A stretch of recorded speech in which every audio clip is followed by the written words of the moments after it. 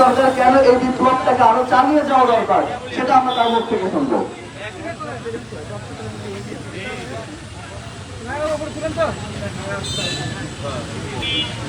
সম্মানিত বন্ধুরাবাসী এবং উপস্থিত সংগ্রামী বন্ধুগণ, আমার লাল সালাম গ্রহণ করবেন। আমি আমার কিছু কথা বলার পূর্বে আমি ডক্টর পিনাকি রঞ্জন ভট্টাচার্য, যাকে আমি ছোটবেলা থেকে জেঠু বলে ডাকি, তার ছোট ভাই অভ্র ভট্টাচার্য, তার একটি কবিতা করে শোনাতে চাই।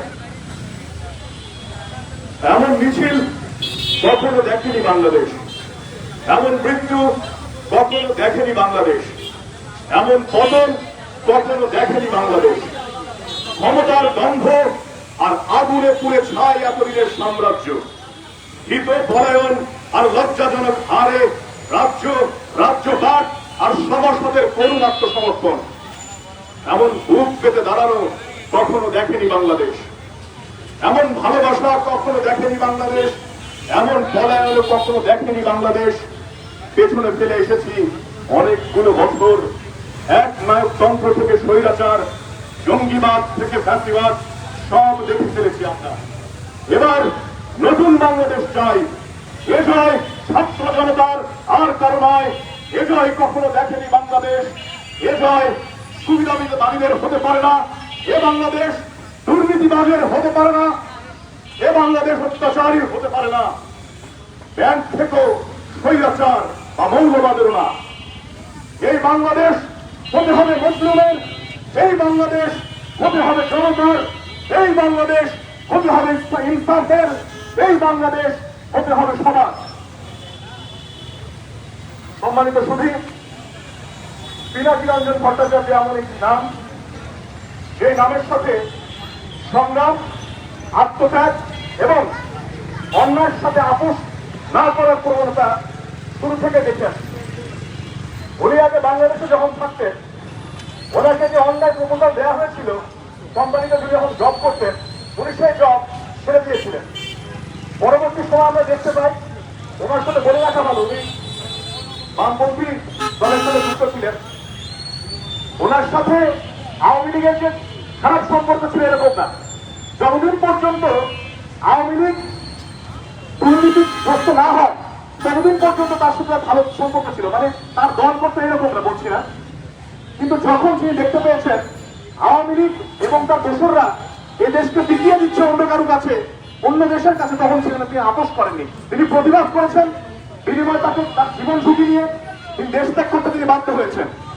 এখন এমন একটি সময় এসে পৌঁছেছে, আপনারা জানেন, এখানে প্রথম কথা বলে রাখতে হবে, ওনাকে কেন এই দেশে চাই আমরা। যখন এই দেশে আওয়ামী সরকারের বিরুদ্ধে কেউ কথা বলার সুযোগ পর্যন্ত পেত না, এটা আমি রাহি ছাত্রলীগ করেছি, আমাদের জাহাঙ্গীরনগর বিশ্ববিদ্যালয়ে ছাত্রলীগ করেছি।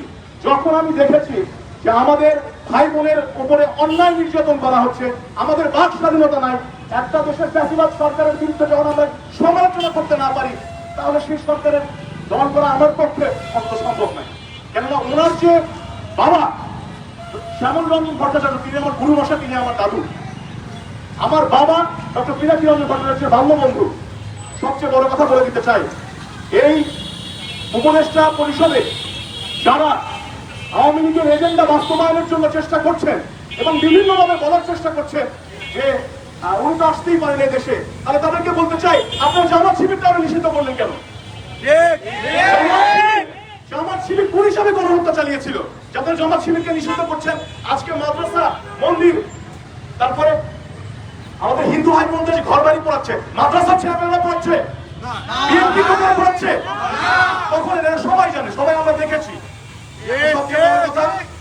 এই উপদেষ্টা মন্ডলীতে যারা অনুপ্রবেশ করেছেন কিংবা যাদের সমন্বয়কারীদের উদ্দেশ্যে বলতে চাই, আপনারা যাদেরকে প্রবেশ করিয়েছেন তাদেরকে অবিলম্বে সতর্ক হতে বলুন এবং এই পদের জন্য, এই উপদেষ্টা মন্ডলীতে ঢোকার জন্য যিনি সবচেয়ে যোগ্য, তাকে এই দেশে ফেরত আনেন।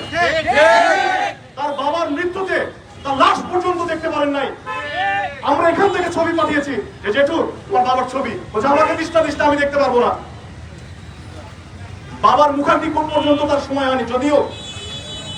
যদিও আমাদের স্যার, আমার গুরু মশাই তার দেহ দান করে গিয়েছিলেন, আপনারা সবাই জানেন। মেডিকেল শিক্ষার্থীদের পড়াশোনার জন্য।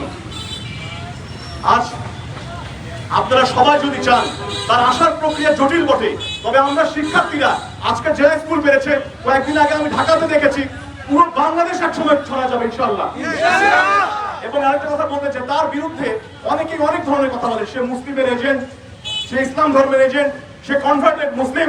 আমি আপনাদের বলে দিতে চাই, গুজব এবং কথা সবার বিপক্ষেই ছিল এবং সারা জীবন ধরেই থাকবে। আমাদের দেশের স্বার্থে, আমাদের দেশের উন্নতির স্বার্থে, আমাদের দেশের সাংবিধানিক, আমাদের দেশের স্বাধীনতা রক্ষার্থে তাকে সবচেয়ে বেশি দরকার।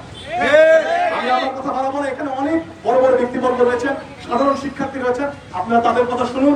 শুধু একটা কথা বলতে চাই, অনেক কষ্টে, অনেক লোকের, অনেক শিক্ষার্থীর রক্তের বিনিময়ে আমরা এই স্বাধীনতাকে অর্জন করেছি। সহজে আমরা কোনো দালালের হাতে তুলে দিব না ইনশাআল্লাহ। ধন্যবাদ সবাইকে। ইনকিলাব, ইনকিলাব, ইনকিলাব, জিন্দাবাদ। ধন্যবাদ।